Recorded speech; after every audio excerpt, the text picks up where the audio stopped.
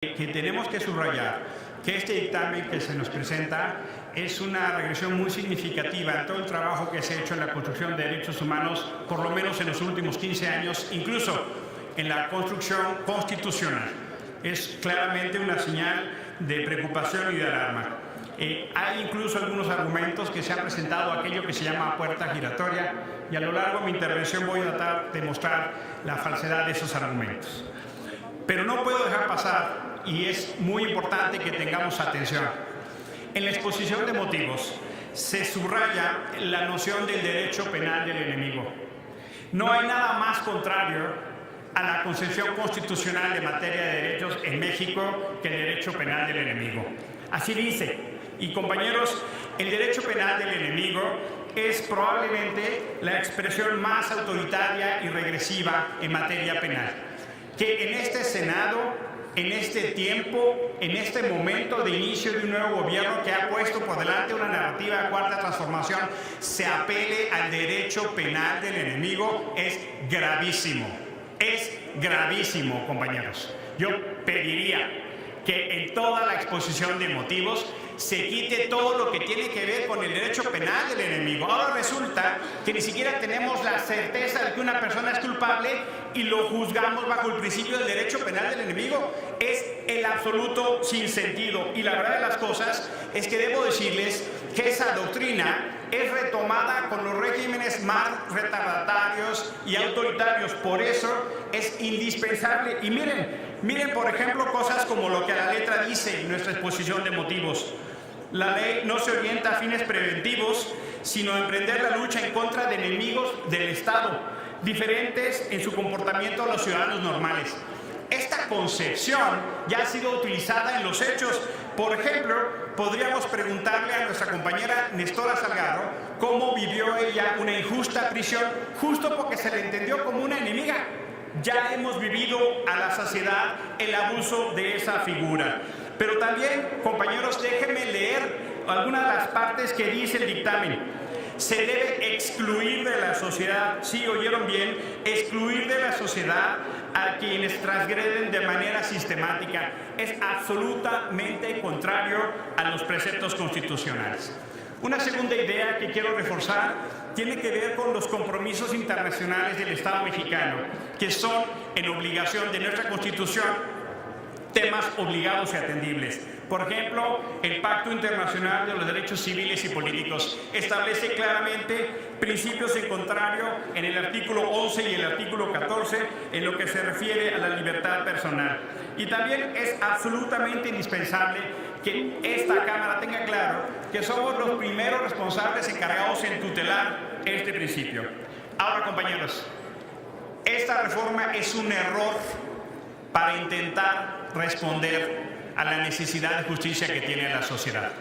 Por supuesto que hay una preocupación de seguridad, pero el tema principal es la denegación de justicia, el acceso a la justicia.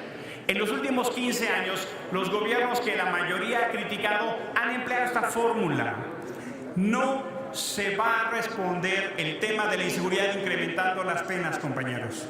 Todo lo contrario. Y la evidencia empírica es más que avasalladora. Es una medicina equivocada para la enfermedad que tiene este país. Lo que necesitamos hacer es esencialmente abatir el tema de la impunidad, y eso no se va a hacer con eso. Y por eso pensar que con poner en la Constitución estos delitos se va a abatir la impunidad, colegas, es un grave error. El problema esencialmente está en la operación de los aparatos de justicia. Y no podemos, y eso es indispensable tenerlo en cuenta, que no podemos seguir avanzando en una dinámica de populismo punitivo. Esta propia legislatura ha presentado más del 20% de sus iniciativas en esa lógica. Más delitos, más penas, más castigos. Afortunadamente estamos en el dilema de país de construir otra opción de justicia. No repitamos los errores que ya están fracasados y que claramente hay evidencia empírica que no sirven. Ahora, por supuesto que tenemos que entender que la prisión preventiva oficiosa, compañeros, es de facto una pena anticipada. Es de facto un castigo y genera una condición para que el juzgador ya no pueda determinar porque estará obligado. Ahora, colegas, Pensar que porque está en la Constitución se va a cumplir es un error, pero no solo es un error, es un abuso. Meter a la Constitución estos delitos es un abuso del derecho penal. Y miren, es muy importante revisar la investigación que hizo el Instituto Belisario Domínguez. El Instituto Belisario Domínguez nos dijo que en el Código Nacional de Procedimientos Penales hay ya 16 delitos que tienen prisión preventiva oficiosa. El Código Penal Federal establece 38, hay 54. No es necesario reformar la Constitución para el fin que se está buscando, colegas. No hay proporcionalidad, no hay racionalidad. Hay otros instrumentos que nos permiten responder de la mejor manera a la legítima preocupación de seguridad que tiene la gente. Y a la gente a la que le estoy hablando, al pueblo de México es el que le estoy hablando para que no equivoquemos la medida. Estoy absolutamente claro que hay un reclamo de justicia, pero no será por esa ruta que lo vamos a obtener. No repitamos los errores que ustedes han dicho hasta el exceso del sexenio de Calderón y de Peña, compañeros. Ahora, quiero subrayar, colegas, por supuesto que es importante acudir a la evidencia empírica.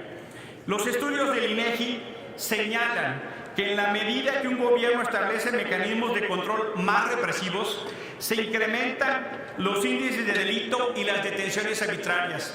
Colegas, este país está plagado de fabricación de culpables, a gente que le plantan armas. Hoy en la mañana, en las audiencias de las consejeras candidatas a la Comisión de Derechos Humanos, la colega Nestora nos hablaba todo lo que refiere a la fabricación de culpables.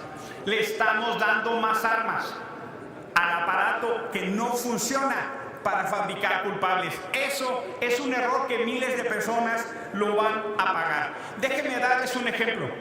El caso de Daniel García y Reyes Alpizar tiene 16 años en prisión preventiva, compañeros.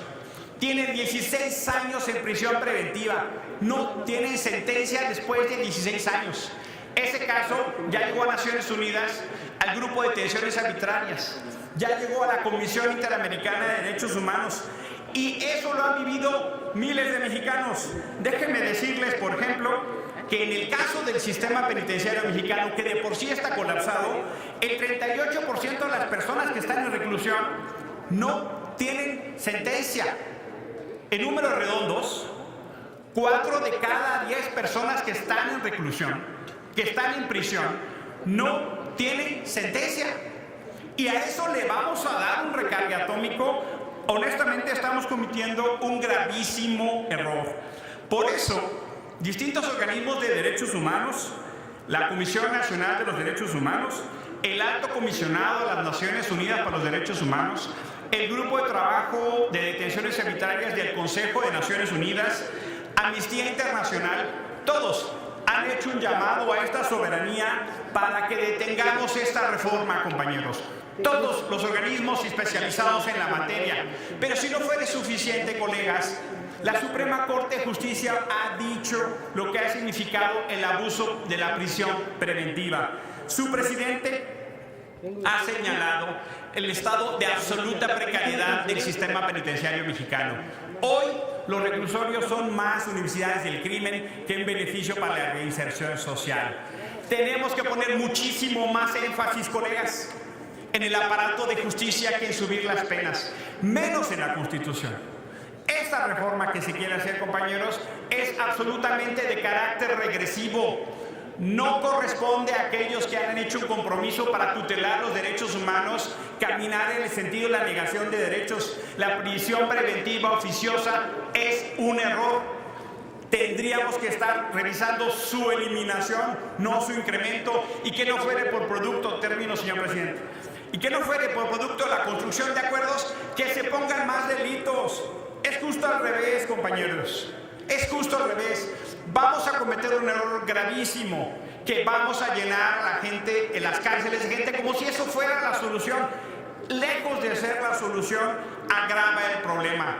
Yo les invito a que respondamos a la legítima necesidad de protección y seguridad de la gente de la manera correcta. Muchísimas gracias por su atención.